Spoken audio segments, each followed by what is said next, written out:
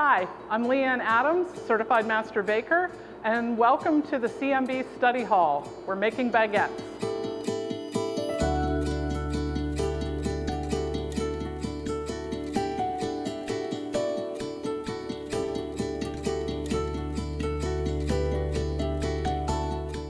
Okay, so we're going to make a pouliche. This is one of the pre-ferments, and it's flour, water, and yeast. So I'm going to start with the water in the container first. Liquids on the bottom make mixing easier.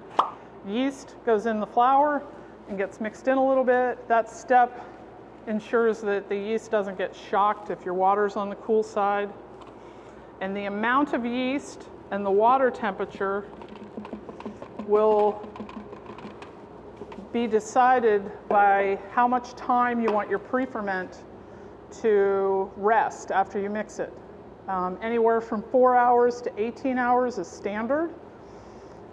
If you're doing a 4-hour pre-ferment, you will want more yeast in it. If you're doing an 18-hour, you want less. The goal is to have it fully fermented when you're ready to mix.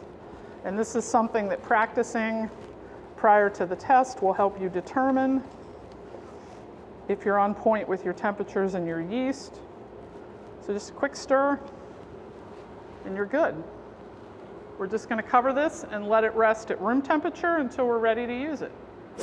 All right, so let's go through ingredients, what we're using. I have artisan bread flour, which is a lower protein bread flour. We have a little bit of malt powder here. If you don't have it, it's not a big deal. You can use malt syrup or malt powder. Dry instant active yeast. You can also use fresh yeast if you like. I have my water, and my pre-ferment is a pouliche. Temping water, make sure you're on point for getting the desired dough temp you want, and we'll get started. I'm going to weigh out my pouliche.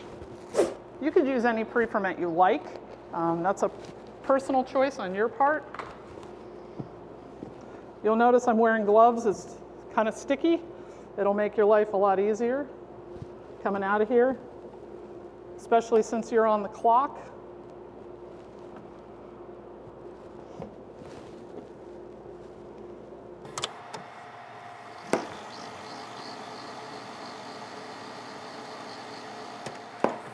So we're going to use an Autolyse method. That means we're not going to add the salt into the dough to start with. The reason we're doing that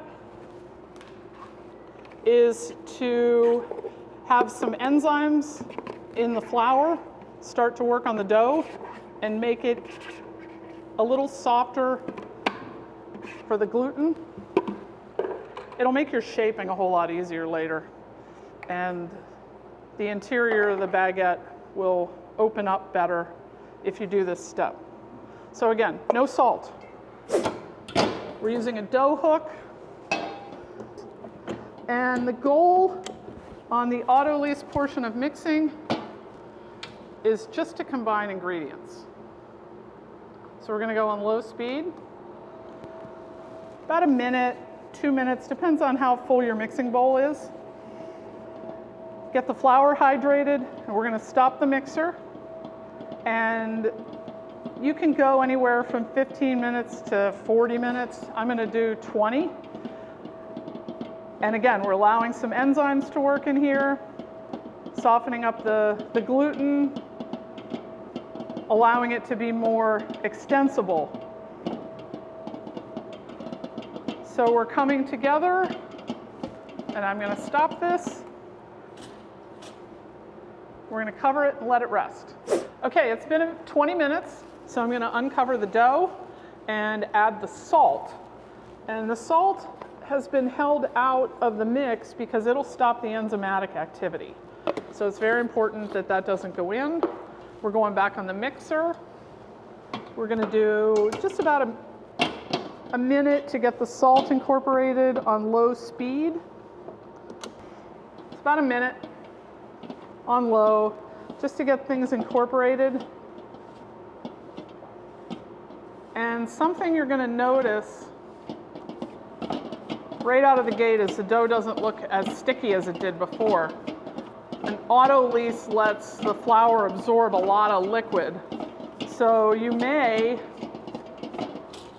need to check this and see if your dough needs a little more water or not, but we're okay. Keep going here.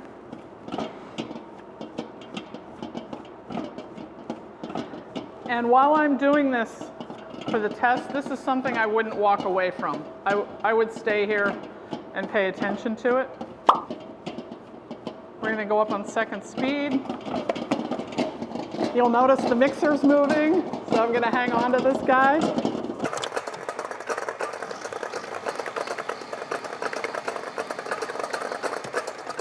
All right, the goal here is to get what's called a short or improved mix. So there's levels of gluten development that happen during mixing. Short is the first one, improved is the second one, and intense is the third one. We don't want to go to intense. That's too strong for a baguette. You could pick to go with a short mix.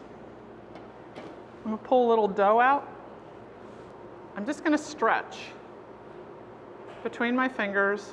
This is pulling a gluten membrane, and it starts shredding almost immediately. So as I pull gently, you're not pulling, I call it driving the bus. This will come apart almost immediately. That's a short mix. I'm going to go a little further than that. Kick this guy back on.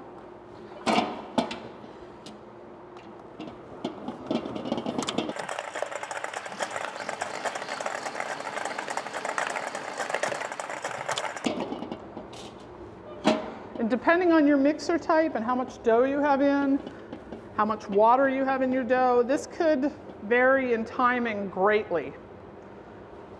So I'm going to keep checking.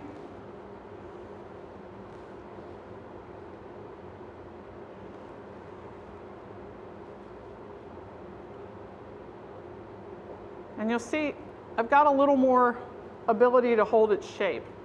This is probably at the end of a short mix, the beginning of an improved mix, and I'm going to pull it at this point.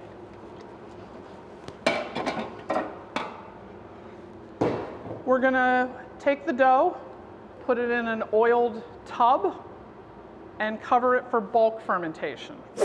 So we want to record the temp of the dough and the time we start and finish. I'm going to let this go 45 minutes and check it and see if it needs a fold. They don't always need a fold. You have to pay attention to your dough. If it needs a fold, I'll give it a fold and then let it go anywhere from 20 minutes to a half an hour after that, depending on how it's fermenting. So I want to just get a little oil on everything and set up a skin on the dough. Cover it up. Start a timer. Okay. So the timer's gone off. It's been 45 minutes, and we're going to take a look at the dough.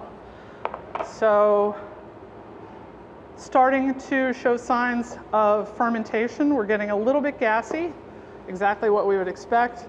And I'm just going to take a little bit of dough and bring it up and give it a stretch. And you can see how much more organized the gluten looks than it did when it came off the mixer. This is one of the beautiful things about letting dough just sit and rest. The gluten will organize itself. And you can see I've got a pretty good stretch. I'm testing the strength and elasticity of the dough while I do this and determining whether I need to put a fold in, and if I do, how much folding I'm going to do. So right now, I don't need a lot of folding. I'm going to bring this out in the bench on a little bit of flour, turn it out. And I want to do a little degassing as the first step. So I want to knock some of the carbon dioxide out of the dough.